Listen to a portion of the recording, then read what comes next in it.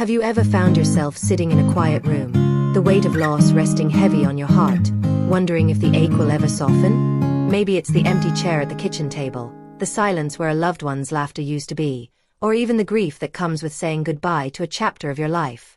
Retirement, a home you cherished, or the energy that once felt limitless. If that resonates with you, please know you're not alone. Grief isn't something we get over. It's something we learn to carry, to weave into the fabric of our lives. And today, I want to walk with you through 3 steps that can help you heal your heart and find peace, even in the toughest of times. Let's start by acknowledging something important. Grief isn't a sign of weakness. It's a testament to how deeply we've loved, how fully we've lived. But here's the thing, when we're carrying that weight, it's easy to feel stuck, like we're wandering through a fog with no clear path forward. That's why I want to share these steps with you.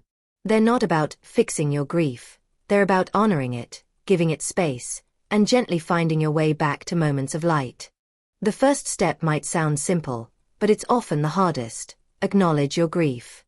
Now, I know what you might be thinking. Of course I know I'm grieving. But so many of us try to push through it, to stay strong for others or avoid burdening anyone with our pain. We tell ourselves, it's been 6 months, I should be over this by now, or, I don't want to bring down the mood. But here's the truth. Grief doesn't follow a schedule. It's messy, unpredictable, and demands to be felt. Let me share a story. A dear friend of mine, Martha, lost her husband of 45 years last winter.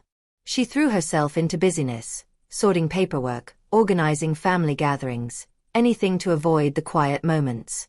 But one afternoon, she found his favorite hat in the back of a closet. And instead of stuffing it away, she sat down on the floor, held it to her chest, and let herself cry. Really cry. She told me later. That was the day I stopped running from the grief and started letting it walk beside me. So how do we start acknowledging grief? Begin small. Set aside 10 minutes a day to just be with your feelings. Light a candle, write a letter to the person you've lost, or sit with a photo and let the memories, even the painful ones, wash over you. It's not about dwelling. It's about saying, this matters. You matter. And if tears come, let them. They're not a sign you're broken. They're proof you're healing. Now, the second step is about connection. Leaning into the people and moments that remind you you're not alone. Grief can be incredibly isolating. It's easy to withdraw, to convince ourselves nobody understands. But here's what I've learned. Healing doesn't happen in a vacuum. It happens in shared stories, in hands held across kitchen tables, in the courage to say, I'm not okay today. Take my neighbor, Carl. After losing his wife, he spent months turning down invitations, convinced he'd just bring down the room. But one day, his grandson asked him to help build a birdhouse, something his wife had always loved. As they worked, Carl found himself sharing stories about her. How she'd scold him for leaving tools out, how she'd hum old jazz tunes while painting the walls. By the end of the afternoon, he realized something. Sharing those memories didn't make the pain worse. It made him feel closer to her, and closer to the people still here. So reach out. It doesn't have to be a big gesture. Call a friend and say, I'd love to talk about them today. Join a grief support group, even an online one if leaving the house feels too heavy. Or simply sit with someone in comfortable silence. You don't need to perform healing for anyone. Just let yourself be seen, exactly as you are. Acknowledging our grief and leaning into connection. These steps lay the groundwork for something profound. They help us rebuild the bridges that grief can sometimes burn. But there's another step, one that lets us honor our loss while gently rediscovering joy. A step that asks us to. Well, let's just say it's where the light starts to peek through the cracks. You know, after we've acknowledged our grief and leaned into connection, something interesting happens. The fog begins to lift, not all at once, but in little glimpses. Maybe it's the first time you catch yourself humming a tune you'd forgotten, or the way sunlight filters through the curtains and suddenly feels kinder. That's where our third step comes in, rediscovering joy, not as a replacement for what you've lost, but as a quiet rebellion against the darkness. Now, I want to be clear, this isn't about moving on or getting back to normal. Joy after loss can feel complicated, even guilty. How dare I laugh when they're gone? Or, what if enjoying life means I'm forgetting them? But here's what I've learned. Joy isn't a betrayal.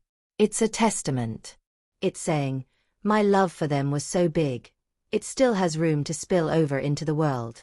Let me tell you about my cousin, Eleanor. After her husband passed, she swore she'd never paint again. It was their hobby, something they did together every Sunday. But one rainy afternoon, she found an old canvas in the attic. She hesitated, then dipped her brush into a color he'd always hated, a bright, audacious purple. She laughed through tears as she painted something wild and abstract, nothing like their old landscapes. She told me, it felt like I was finally breathing again.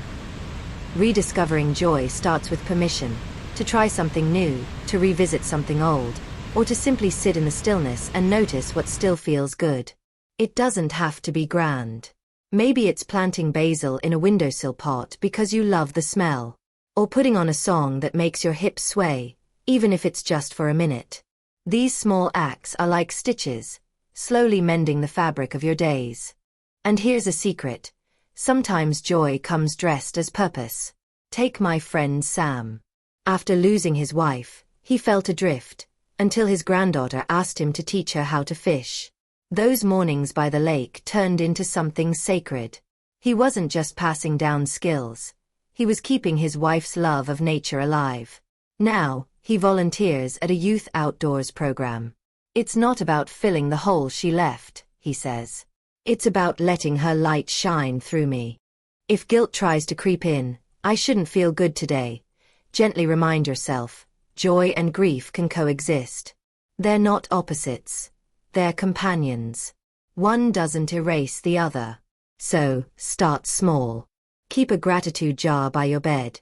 Jot down one thing that made you smile, even if it's just the way the tea steamed in your cup.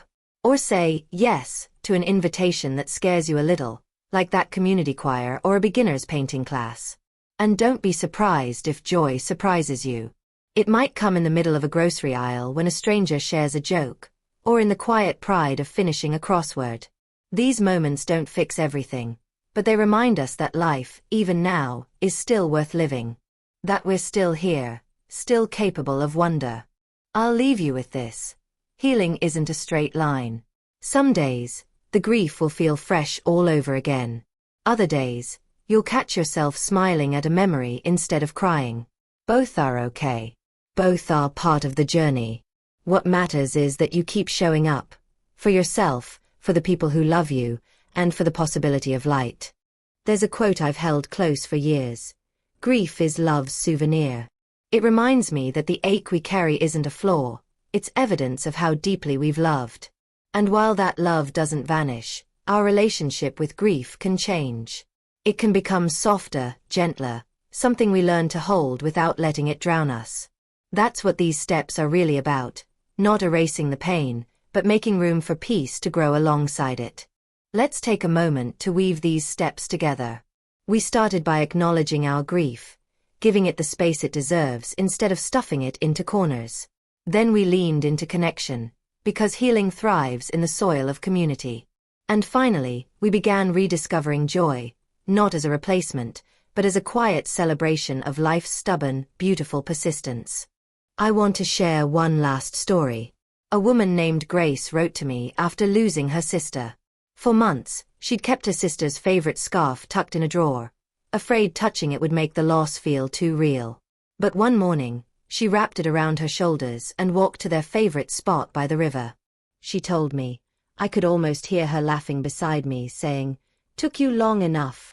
That scarf's now a reminder, not just of her sister's absence, but of the years of inside jokes, shared secrets, and unshakable love. This is your reminder, too. Healing isn't about closure. It's about finding ways to carry your love forward. Maybe that means volunteering for a cause they cared about, planting a garden in their memory, or simply letting yourself laugh at their old jokes. These acts become bridges between the past and the present, between loss and life. If there's one thing I hope you take from our time together, it's this. You are allowed to heal. You're allowed to miss someone terribly and still find beauty in a sunset. You're allowed to grieve the life you thought you'd have and still discover new dreams. This isn't a betrayal, it's courage. It's saying, even after everything, I choose to stay open to life. So keep going, my friend. On the hard days, be tender with yourself. On the lighter days, let yourself lean into them without guilt. And always, always remember, you don't have to walk this path alone. Share your stories in the comments below. I'd love to hear how you're honoring your journey. Let's create a space where we can lift each other up, one word at a time. If this resonated with you, pass it along to someone who might need it. And if you're new here, consider subscribing.